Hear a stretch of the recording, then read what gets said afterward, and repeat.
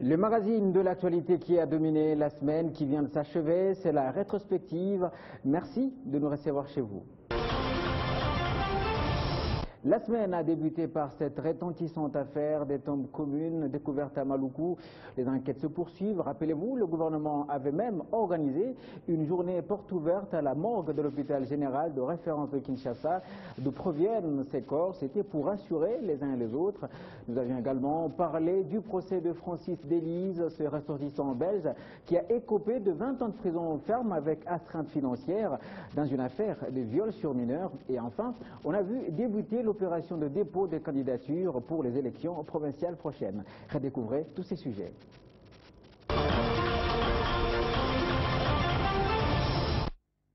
Il ne s'agit pas de 425, mais 421 personnes. Il y a quelques jours qu'il a fait savoir à la presse nationale et internationale, mais les doutes persistaient encore, surtout les ONG internationales qui en ont fait leur affaire personnelle. Pour elle, il s'agissait des victimes des incidents du 19, 20, 21 janvier dans la capitale Kinshasa.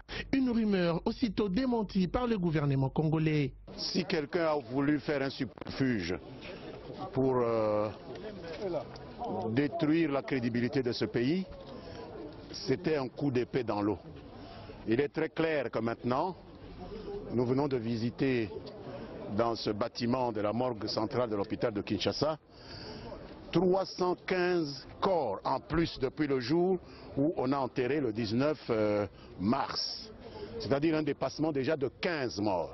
C'est démenti, c'est aussi cette journée porte ouverte décrétée par le gouvernement provincial de Kinshasa, ici à la mort de l'hôpital général de référence, un rendez-vous auquel ont pris part les officiels, les ONG, la presse internationale et même la population. Premier constat, la morgue de l'hôpital général de référence est engorgée, même les débutatifs y croient. Mais vous avez quand même remarqué qu'il y a effectivement des indulgents et des mornais. L'hôpital général de référence a également un comité de spécialistes qui s'occupe des enquêtes. Ici, les détails sont donnés. Bazar un service social et enquête. Justement pour prévenir famille à Boyo à Sonité, à Tabosundolan de Gonabino, Tozana Kingandi na morgue. Au sujet de cette enquête internationale exigée, Lambert Mende Omalanga, porte-parole du gouvernement, trouve de mots justes. Tous nos partenaires de la communauté internationale nous demandent une enquête qui est crédible et qui est indépendante. Et c'est ce que nous sommes en train de faire. Pour le gouverneur de la ville-province de Kinshasa, la RDC est souveraine. Personne ne peut lui dicter une ligne de conduite.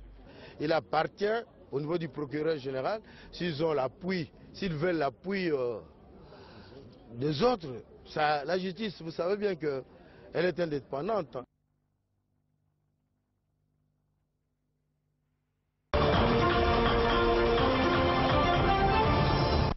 Ce n'est pas un charnier, ce sont des gens qui ont été enterrés et on les a enterrés conformément à la réglementation qui date de l'époque coloniale. Des corps ont été effectivement et collectivement inhumés le 19 mars 2015 au cimetière de Fula-Fula dans la commune de Maluku.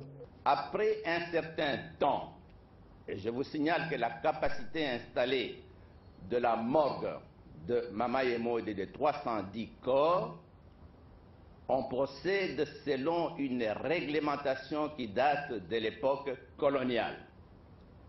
C'est-à-dire, la morgue établit un procès verbal, détermine le nombre de personnes qui doivent faire l'objet de cet enterrement collectif, fait appel au service de la municipalité pour aller procéder à l'enterrement. Et les autorités municipales désignent le lieu où ces corps doivent être enterrés. Voilà qui a conduit à cet exercice sanitaire de routine pour la morgue centrale de Kinshasa. 2 représentants du Bureau conjoint des Nations Unies de la MONUSCO se sont rendus sur le site avec nos enquêteurs. Ils ont réussi à localiser le site. Avec ces données, le procureur de la République de Kinkole a reçu injonction d'ouvrir une enquête. Le procureur de la République de Kinkole a entendu toutes les personnes qui sont intervenues dans cette opération.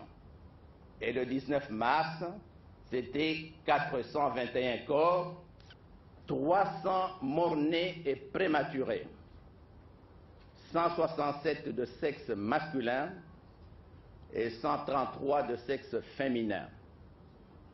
Nous avons 64 corps inconnus, 51 adultes, 7 femmes, 5 enfants de sexe masculin et un enfant de sexe féminin. Nous avons 34 corps d'indigents, 21 hommes, 8 femmes adultes, 8 enfants de sexe masculin. Et nous avons des corps abandonnés au nombre de 23, 9 adultes, 12 femmes et un enfant de sexe féminin. Mais pourquoi cet enterrement collectif se fait nuitamment? Pour une raison très simple. Ces enterrements en tombe commune se font régulièrement et je vais vous donner les statistiques. Et les dernières fois que ces enterrements ont eu lieu, les agents commis à cette mission ont été agressés par les populations environnantes. Les statistiques des inhumations collectives, à part la direction de la morgue centrale de Kinshasa renseignent, registre faisant foi, que c'est depuis 1952, bien avant l'accession de la RDC à son indépendance, que cette pratique est d'usage. Le 10 avril dernier, la morgue centrale a informé l'opinion nationale et internationale la présence dans ses installations de 172 corps d'indigents et d'autres qu'il va falloir enterrer dans les tout prochains jours.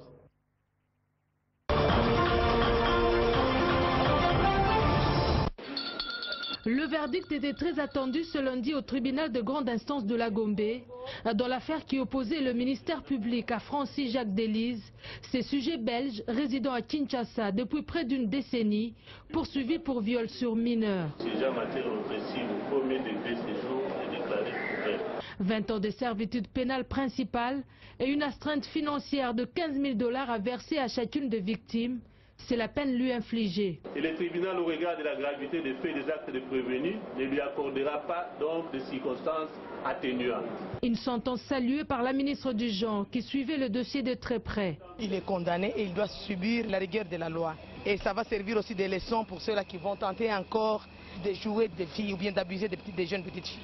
Nous allons nous mettre déjà sur terrain pour que tous ces gens-là suivent quand même l'exemple. Aucun commentaire cependant côté Belgique, représenté par un de ses diplomates.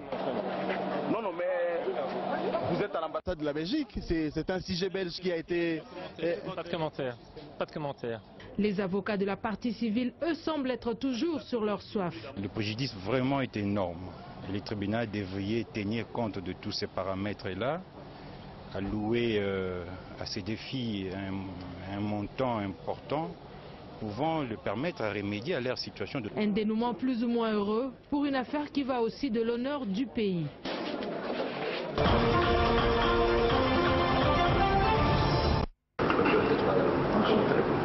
L'état de lieu, mais également la possibilité d'une étroite collaboration entre la CNDH de la RDC et le Haut-Commissaire des Nations Unies aux droits de l'homme.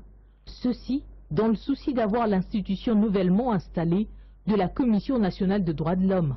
Oui, on a parlé de soutien de l'État et aussi quelles sont les possibilités de collaboration pour faire la Commission plus effective au plus tôt possible. L'hôte du speaker de la Chambre basse du Parlement, Aubin Minakou, a cependant reconnu les avancées significatives du respect des droits de l'homme en RDC, bien qu'il faut travailler davantage. José Maria Aranaz a par ailleurs fait savoir que son bureau compte sur l'appui du gouvernement et celui de la société civile pour asseoir les racines de la CNDH nouvellement installée en RDC. Autre audience que le numéro 1 de la Chambre basse du Parlement a accordée, c'est avec une délégation des parlementaires tanzaniens. Il était question ici de tabler sur les relations interparlementaires ainsi que la présence des militaires tanzaniens sur le territoire congolais. Let me say that We need the whole region. Pour nous, en tant que Tanzaniens, nous avons besoin que nous vivions en paix. Et si nous voulons contribuer, nous contribuons dans le sens où c'est la culture africaine, où nous tous nous devons vivre en paix, nous devons développer en paix. Et c'est pourquoi la Tanzanie s'engage davantage dans la culture africaine pour s'entraider et vivre en paix comme un seul peuple. So, to offer a helping hand is not sin. Des relations qui ont valu la formation spéciale de 400 officiers congolais grâce à l'expertise de l'armée tanzanienne. En outre, la délégation des parlementaires tanzaniens effectue depuis le 12 avril une visite d'inspection du contingent tanzanien basé à Beni au Nord Kivu qui se terminera le 18 du mois en cours.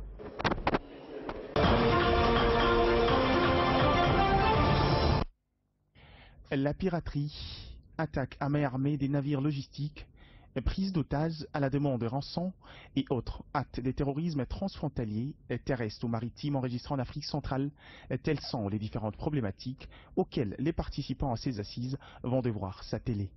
Et d'une portée incommensurable. Voilà qui a mis les officiers supérieurs de la communauté économique des États de l'Afrique centrale autour d'une table dans le cadre du 5e séminaire de cette organisation pour une étude approfondie des stratégies pouvant permettre aux États membres de lutter avec efficacité contre ces fléaux qui déstabilisent non seulement la paix et la sécurité, mais aussi les économies de ces États ici représentés. Vu la pertinence de la matière, ces assises vont durer jusqu'au vendredi 17 avril, selon la volonté des chefs d'État membres de la CIAC, pour des échanges sur comment procéder pour promouvoir la paix et la sécurité dans la région comme gage du progrès économique et social. Il apparaît donc nécessaire d'apporter une réponse globale au problème de la piraterie, par exemple, et de la gestion du domaine militaire, avec une approche multisectorielle qui se caractérise aussi bien par des actions tant dans le domaine de la justice que dans ceux des domaines de la sécurité intérieure. Certes, l'ampleur des défis à relever suggère réalisme et prudence, mais ces séminaires qui bénéficient du soutien du 10e projet d'appui de l'Union européenne à la CAC en matière de sécurité et de paix a toute le bénédiction pour pouvoir accoucher des résultats escomptés.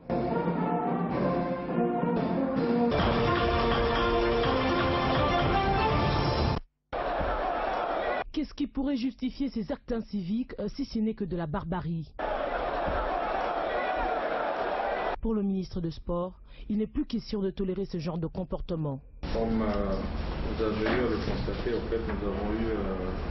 Bien avant toute chose, les entités avaient apporté des explications claires. Pour le secrétaire général de la FICOFA, ces entités subdélégataires doivent arriver à sanctionner les clubs comme il se doit. Et le football est une discipline qui est codifiée.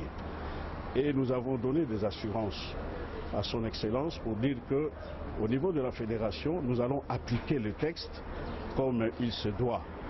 Et dans toute sa rigueur, si nous constatons qu'au niveau de nos entités subdélégataires, elles ne parviennent pas à appliquer le texte comme il se doit, nous, au niveau de la fédération, nous allons prendre les déçus et sanctionner conformément à la loi. Mais pour couper court à ces habitudes qui prennent corps dans les milieux du football congolais, une décision à l'immédiat s'impose. Le comité de gestion de l'INAFOOT a pris une décision pour une réunion extraordinaire. Pour le reste, le match de fair play ici à Kinshasa, ça va se jouer à huis clos jusqu'à nouvel ordre. Ça va nous permettre un peu de voir exactement où se situent les problèmes, sensibiliser tout le monde pour qu'on reprenne les rythmes normaux de notre championnat. À l'unanimité, tous se sont convenus pour le huis clos jusqu'à nouvel ordre, et ce, pour toutes les rencontres de la Ligue nationale de football se jouant à Kinshasa. Une manière de donner l'exemple à toutes les provinces, et c'est là en attendant la modification des textes pour des sanctions encore plus exemplaires.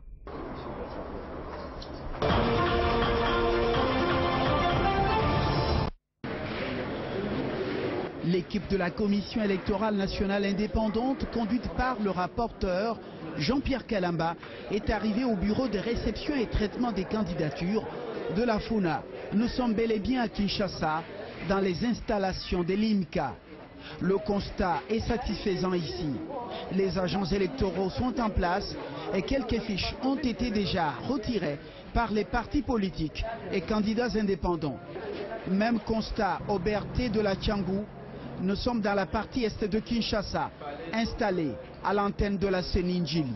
À ces premières heures de l'opération, plus de fiches ont été déjà retirées. Tous les bureaux ont ouvert. Nous prenons à témoin l'Ocapi qui a fait nous balader le micro à Mbujimayi, à Lubumbashi et à Goma. Je pourrais dire, vous aurez le résultat de monitoring lors du point de presse qui va suivre. Le rapporteur de la CENI a invité les candidats aux élections locales à se présenter au BRT le 26 mai prochain. L'opération qui a débuté ce 15 avril 2015 prendra fin le 5 mai prochain. Et en deuxième partie, cette première expédition du bateau Kokolo rénové sur le fleuve Congo. On a vu également ce sursaut de xénophobie en Afrique du Sud qui n'a pas épargné des ressortissants congolais. Et dans le pays de Nelson Mandela s'est excusé, mais la RDC veut rapatrier au pays ses ressortissants. Il y a aussi cet engagement des pays de la CRGL de lutter contre la contrebande minière dans la sous-région. Et hier, nous avons assisté à la mise en place des commissions qui seront chargées de la concrétisation du découpage territorial et durant 30 jours. Redécouvrez.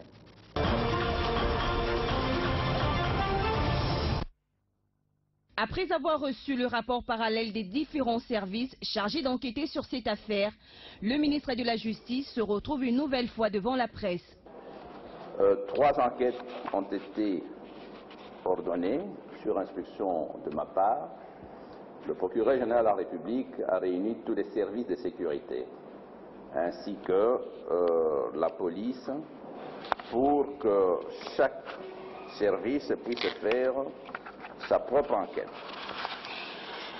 Du côté administratif, ces gens ont été enterrés conformément à la réglementation sur les enterrements collectifs. Alexis Tambwe Mwamba précise encore que cette façon d'enterrer les indigents non identifiés date de l'époque coloniale et s'effectue en toute discrétion, non seulement pour éviter l'émotion dans les chefs de populations environnantes des cimetières, mais aussi pour dégager les corps dans les morgues.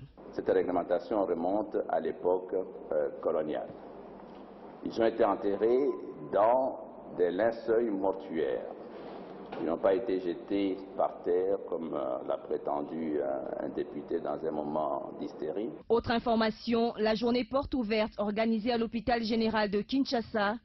Plus de 197 autres corps non encore identifiés ont été enregistrés et ces derniers devront être enterrés en toute discrétion, mais seuls les organes de presse curieux pourraient y assister. Et à la date d'aujourd'hui, on a à la morgue 197 corps qui vont être enterrés ce week-end. Le gouverneur de la ville va faire un communiqué pour signaler aux familles qu'il y aura un enterrement ce week-end. On ne va pas indiquer les lieux pour ne pas créer un attroupement, mais les autorités municipales seront informées. En attendant les rapports finaux, le ministre se dit disposé à répondre à toute question se rapportant à cette affaire.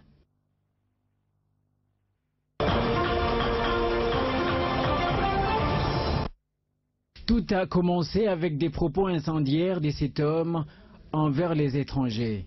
Lui, c'est le prince Toulani Zoulou, le fils du roi traditionnel de la région. Puis des violences éclatent.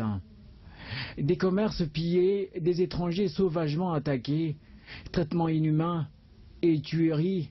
Et parmi les morts figurent 2 ressortissants congolais qui ont été tués. L'un, du nom de Bois, exerçant dans les gardiennages, a été brûlé vif, selon les témoins. On parle de 4 Nigériens qui sont morts, 2 Congolais qui ont été tués et 5 Pakistanais.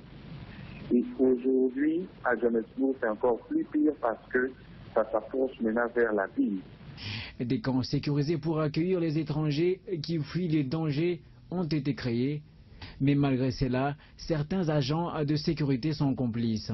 C'est comme si les policiers, il y a quelques policiers noirs qui sont corrompus, qui sont en train de soutenir leurs frères. Nous avons peur d'aller à des endroits pareils parce qu'on ne sait pas ce qui se passe. Les réactions se sont multipliées à travers le pays. Ces derniers jours seulement, Alors que cela fait plusieurs semaines que ces violences ont lieu, les réactions des autorités sud-africaines sont très faibles. Du côté de la communauté internationale et des ONG des droits de l'homme, silence radio. Et pourtant, les ressortissants sud-africains vivent paisiblement à l'étranger, surtout dans les pays d'une hospitalité légendaire tels que la RDC et bien d'autres. Quelques décennies auparavant, c'est toute l'Afrique d'ailleurs qui s'était mobilisée en vue de lutter contre l'apartheid, une solidarité vite oubliée dans la mémoire des Sud-Africains. En 2009, une vague de violence avait fait plus de 60 morts dans le pays. Jusqu'à ce jour, il n'y a pas encore eu ni condamnation, ni enquête internationale.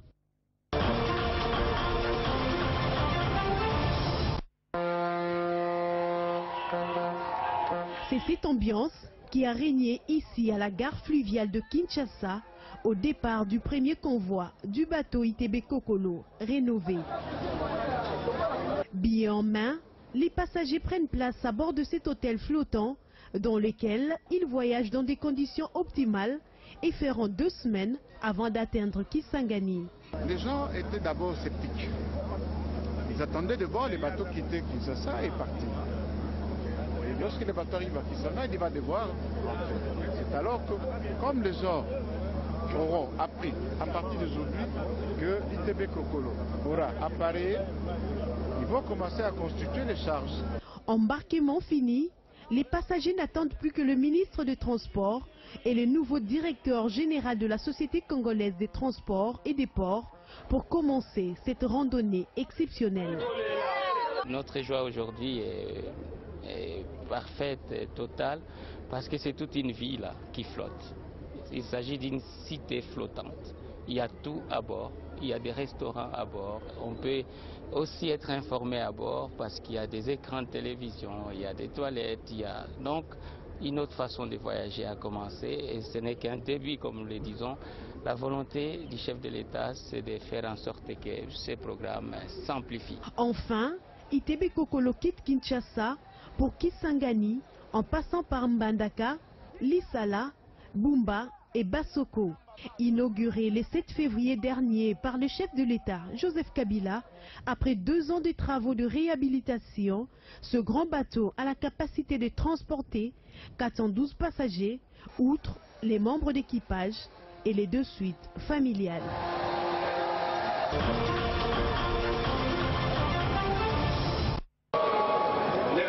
Débat sur la matérialisation du découpage territorial et la mise en place de nouvelles provinces. Cette question a été au centre du débat ce vendredi à la Chambre basse du Parlement congolais. Face aux divergences, le président de l'Assemblée nationale, Obemina Gundiala Njoko, a fait une communication en question d'éclairer l'assistance.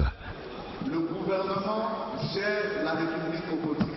Et pour que le travail de cet organe compétent, indépendant, aille pour le mieux, il est des aspects, notamment la sécurité territoriale, qui reviennent au gouvernement. Plusieurs questions ont été posées au vice-premier ministre et ministre de l'Intérieur Évariste Bouchab sur la prise en compte des contraintes présentées par la Commission électorale nationale indépendante.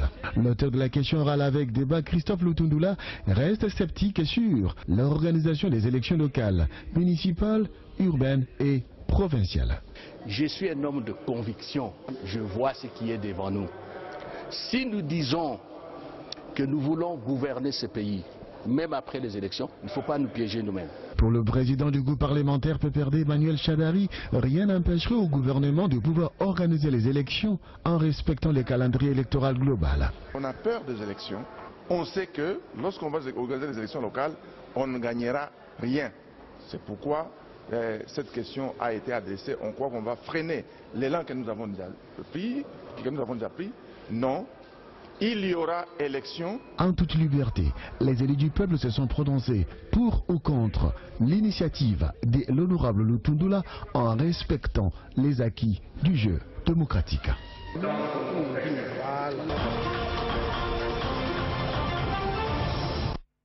I can tell you that I'm personally very saddened.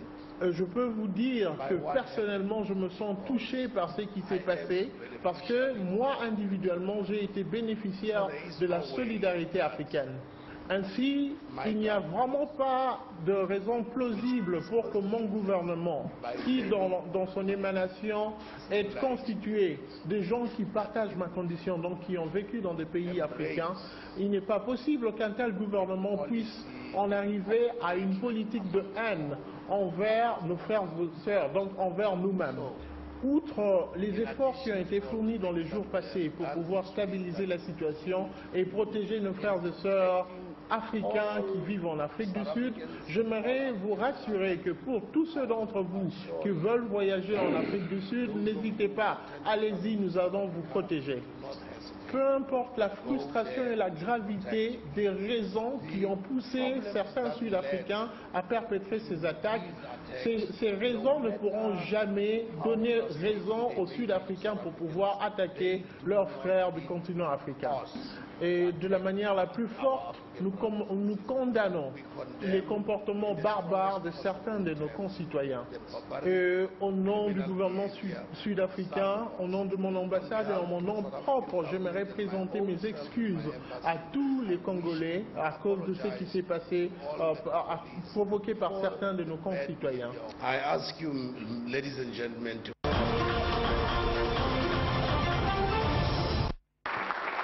C'est un travail de titan que viennent d'abattre ces responsables des services des États membres de la CIRGL en charge de lutte contre la fraude et la contrebande minière. Les moyens matériels et financiers qui ont été consacrés à la réussite. Après l'installation vendredi du bureau des ventes diriger les travaux, samedi, ils ont proposé des solutions permanentes et durables à travers des recommandations. Renforcer les mécanismes de contrôle interne de l'exploitation et le commerce illégal de ressources naturelles. Recourir au système de notification d'avance sur les mouvements des minerais d'un État à l'autre, conformément au mécanisme régional de certification. À travers ces recommandations, les participants et les responsables des services formulent le vœu de voir un nouvel élan se dessiner. Veiller non seulement au protocole signé par nos chefs d'État, mais aussi à nos propres recommandations et décisions prises afin d'éradiquer et réprimer la fraude dans la région. Oui, la détermination face à ce fléau restait de mise. La République démocratique du Congo s'engage d'ores et déjà à la stricte observance de cette recommandation. Maintenant, qu'est-ce qu'il nous reste à faire? C'est de traduire vos recommandations et vos décisions en action, de passer de la parole aux actes. Les actes qui traduiront la volonté des chefs d'État de la région exprimée à travers la déclaration de Dar es Salaam et le pacte de Nairobi de promouvoir les valeurs et principes universels de la bonne gouvernance, notamment la gestion rationnelle des ressources naturelles.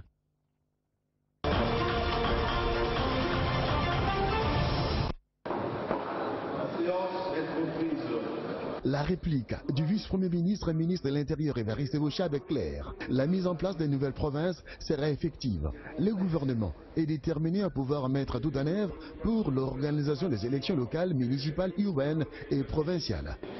Malgré les réponses d'Évariste Bochab, l'auteur de la question orale avec débat, l'honorable Christophe Lutundula, campe sur sa position en rapport avec l'installation des nouvelles provinces et la mise en application du calendrier global de la CENI.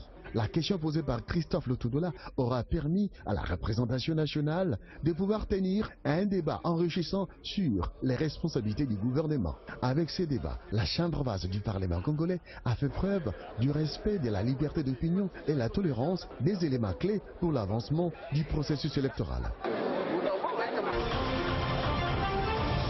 Et voilà tout pour cette page rétrospective. Merci d'avoir suivi et de rester fidèle au programme de Télé 50.